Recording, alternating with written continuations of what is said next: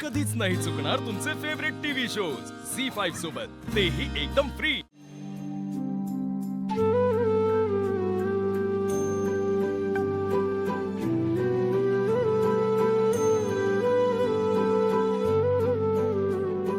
देवा, मला आयुष्यात लय कमवायचं नाही यार, पण माझ्या बहिणींच्या चेहऱ्यावरचं हसू मला कधीच नाही गमवायचं। आता आता तेजूचं काम होऊन जाईल, तिच्या संसाराची घडी पण नीट बसेल याची खात्री आहे मला।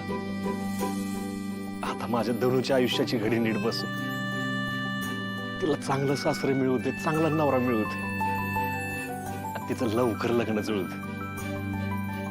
धनुच्या लग्नासाठी ना पाहिजे तर मी नवस करतो। हा,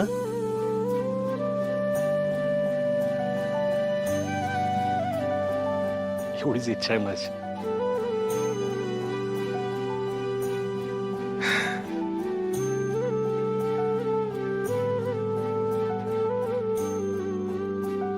चल दादा, अरे एवढं अवघड नवस कशाला बोललास तू?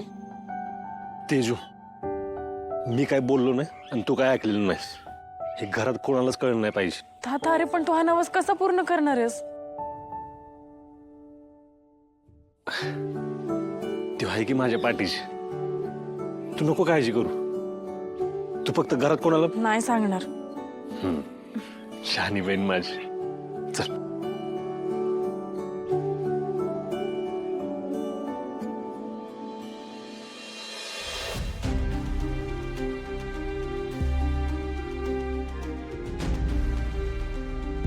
ना, काय झालं? काय काम काढलं? अरे कधीचेच आलेत ते, त्यांना विचारलं तर तुलाच सांगणार असं म्हणतायत। नाना, काय झालं? सूर्या, जे काय बोलणार आहे त्याला नाही म्हणू नकोस, लय आशेने आलोय मी।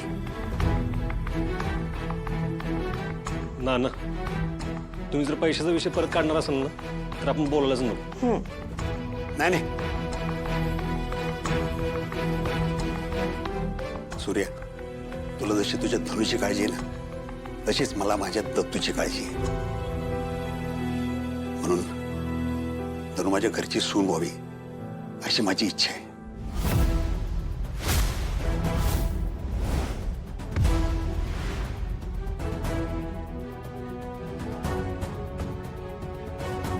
नाना, माफ करा, पण दत्तूमुळे धनुचं लग्न मोडलं याची भरपाई म्हणून जर तुम्ही असा विचार करत असाल ना तर असलं मनात बी आणू नकोस।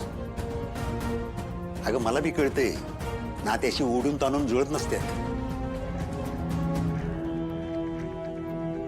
सूर्या, मी लय विचार केला, मला वाटलं की सूर्याच्या संस्कारात वाढलेली मुलगी आमच्या घरची सून झाली तर माझ्या लेकराच्या संसाराची घडी पण बसेल,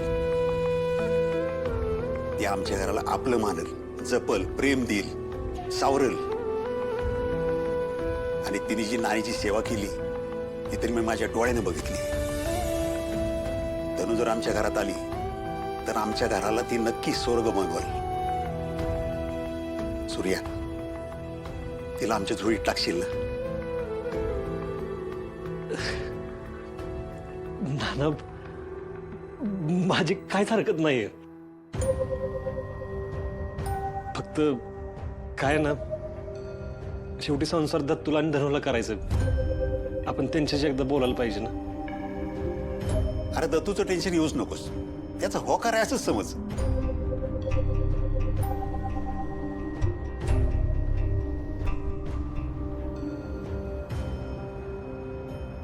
पोरी, आता तुझ्या हातात आहे सगळं,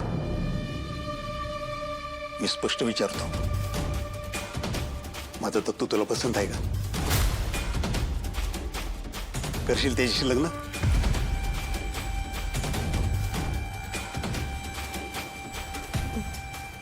नाना, मला माहिती तुमच्याशी जरा बोलायचं होतं। आपण बाजूला जाऊन बोलूया का? हो चालते की।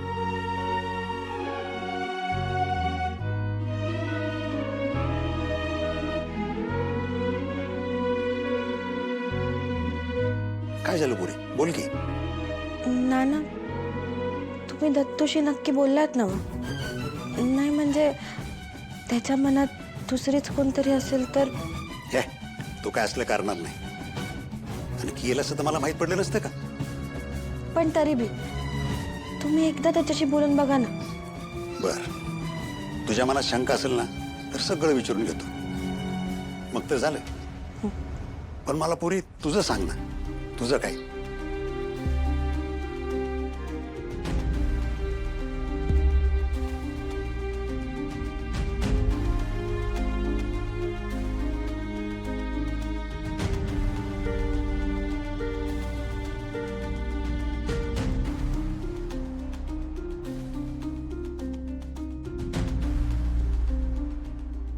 नाना, पोरगी अशी गेली म्हणजे यातच आलं बघा सगळं. काय शेवटी तिची खुशी ती आमची खुशी ना. फक्त धनु जशी बोलली ना तसं दत्तूला एकदा विचारून घ्या. काय परत शंका नको आपल्याला. ही एवढं बोलली म्हणजे नक्कीच काहीतरी असेल. मी जाऊन विचारतोच दत्तूला. उगाच या चांगल्या पोरीच्या आयुष्याचं वाटवू नको. नाना, काय झालं? काय नाही. मी दत्तूला सगळं विचारून तुला सांगतो आणि तू पण धरून सगळं विचार. बाकी सगळं जुळत आलं ना की लग्नाचा बार उडवूनच देऊ. चल येतो मी. चला पाहुणे.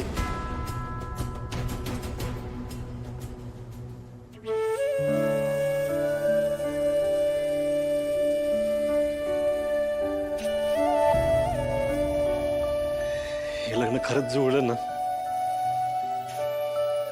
तर देवच पावलं म्हणायचं.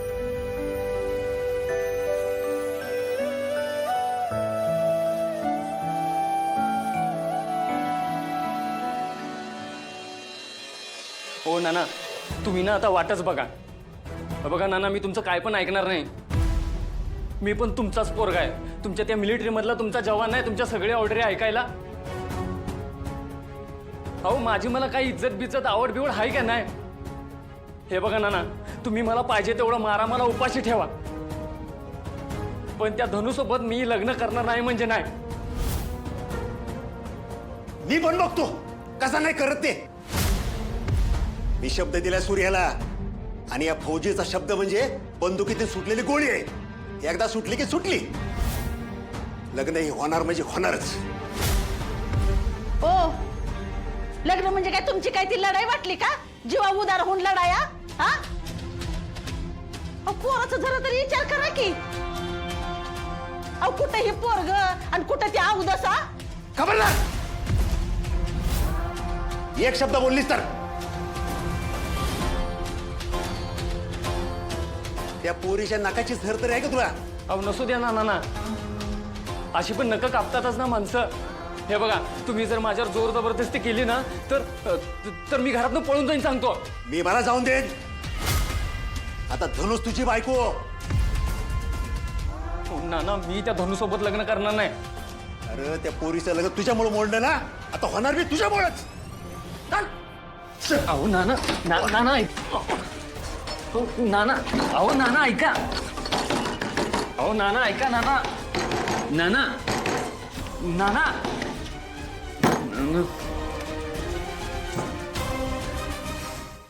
झी5 ॲप डाउनलोड करा आणि पहा सर्व एपिसोड्स एकदम फ्री.